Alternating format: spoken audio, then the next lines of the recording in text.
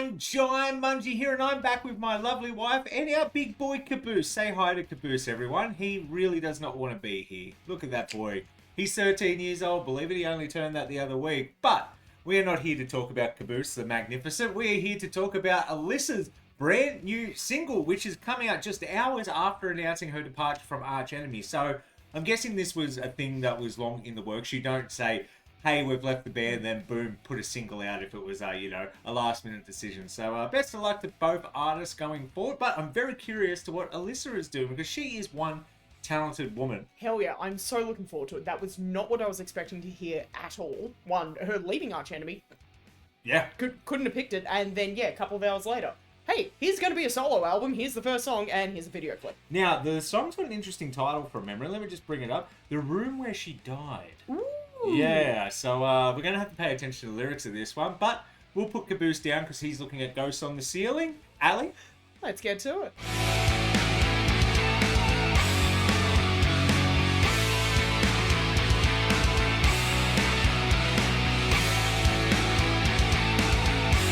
Right, Brew Crew, we're going to jump straight to this one because I am generally, haha, you did it again. You can't copy me anymore. You can't copy me. I change it. I change the words. I'm going to get there eventually. Yeah, and then I'll change it again once you do. But I'm excited for this one. Now, this is our first reaction. We just got off a cruise for the last 3 days, driven 3 hours home, boom, straight to do this. So we have not heard it, have not seen it. I have no idea what we're in for, and that's kind of the most exciting part about it. So, Ali, you say let's get going?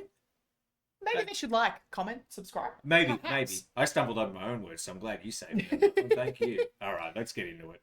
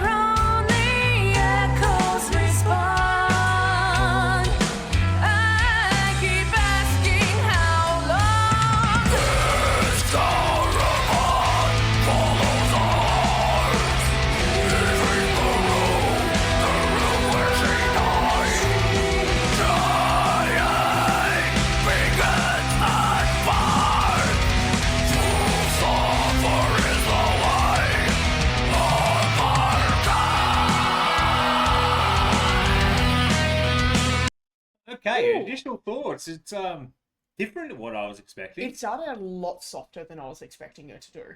Yeah, I'm not too surprised. I knew there was going to be cleans. I didn't think she was going to come out and do like an Arch Enemy clone at all. But yeah, much more, much softer, much more dreamier than what I was expecting. That's a great term. Yeah. I like that. It kind of feels like, I don't know if you've ever lucid dreaming in that in-between state of being, awake and asleep.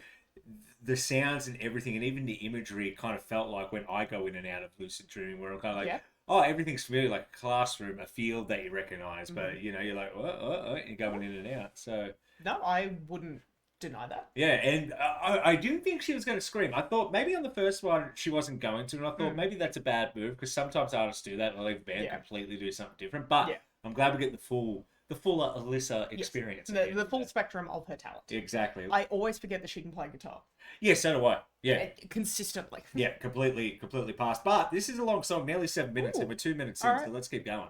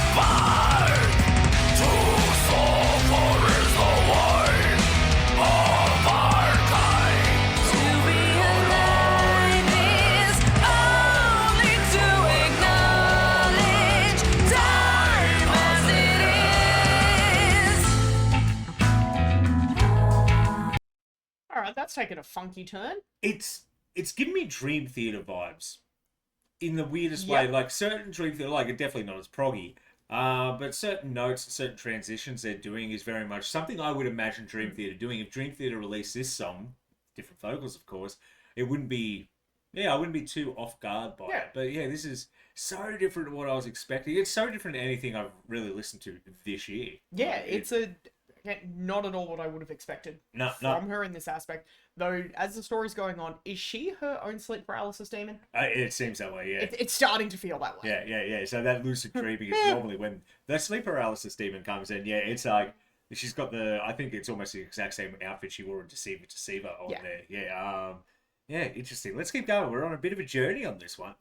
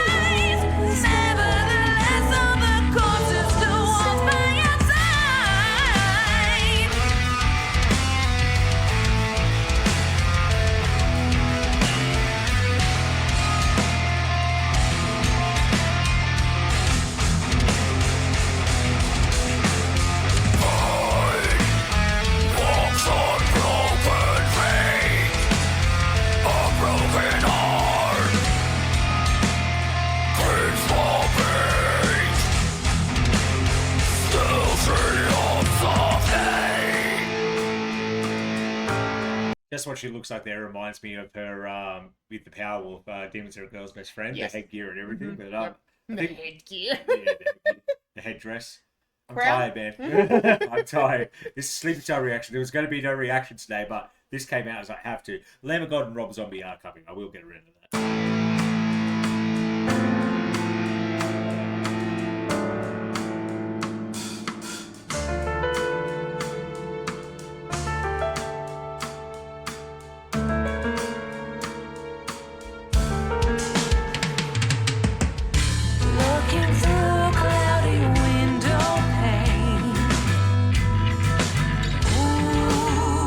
Without moving forever and a day.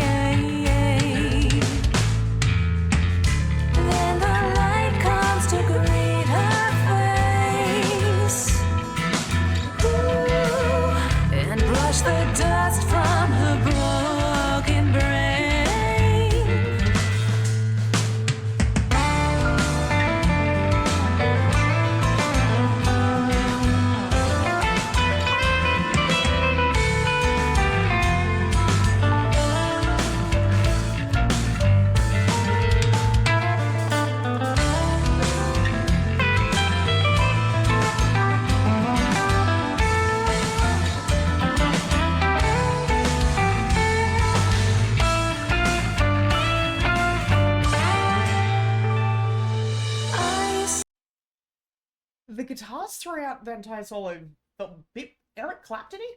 Yeah, it's bit flamenco. Yeah, a little bit. It's just because of such the clean tone of it. But I still stand on the Dream Theater thing. Yeah. This is very Opeth. This is very Opeth when they're trying not to be melodic death metal and they're trying to be a bit more proggy, like on the Sorcerer album or something like that. And even when she said Window Pane, I instantly went, you meant Opeth before, Jai, not Dream Theater. But like I said, I still stand on Dream Theater. But yes, this is definitely more Opeth-y than it is anything else, which is so fascinating. It's not what I expected. And no, we're almost there. We've got 40 seconds left. Let's keep going. Say what the voice cannot. Is this where it ends? Here our paths must part. Just a helpless spectator am I. And I keep questioning God to drown out the ferryman's calls.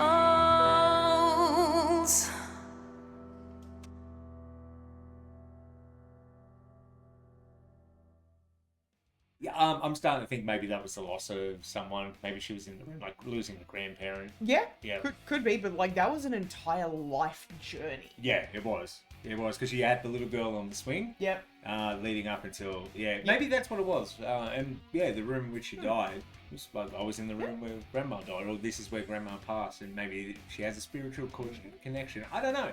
It's going to be very interesting. I have to analyze those lyrics afterwards. If you've already done so and you've got an opinion on it, comment that down below because I'm interested. Everyone draws a different narrative from every song, and that's the beautiful thing about music. You don't have to be correct. It doesn't have to 100% be this way, or even if it is that way and the writer wrote it that way, maybe you interpret it different. Like, that's a beautiful thing about art. Everyone can interpret it their own way. But I really like that, and I'm curious to see what else she does. It's not one of those reactions where you sit and you go, yeah, breakdown, blah. It was just different. It was something very unique and not something we do often on this channel, so I appreciated that. I wasn't expecting that at all from what I know of Alyssa and what we've heard from her. No. So it was a great change for her because it does showcase the fact she has great clean vocals. And she has that great rock voice as well. There was that part where it was high and husky like the Joan Jett S. I was like, oh, I forgot she could do that. I remember the cover of We Rock by Metal Alliance years ago and she had a small feature in it. I think she was right before Chris Jericho. You have so much glitter on your face. Yes, my friend had a banner, and like every time you turn your head, while drinking, I just motivated my face on it. So yeah. Anyway, I think that'll be you say the subscribe thing. Well, I already did. Like, comment, subscribe again. Tell us your opinions on this. If she comes out with more, would you like us to do react more? Yeah, no, we're not having a good day, so we're going to end it there. And do you think Arch Enemy are going to go with another female singer? Do you think they're going to go back to Angela? I don't think they're going to go back to Angela. I think Angela's done with touring, so it's interesting to see what they'll go for. I think they'll still have a female singer, but who knows? Who knows? We'll find out next year, I'm sure. But until next time, I've been Jaimunji. Hey, Mrs. Munji. You'll have a bloody good one. Please.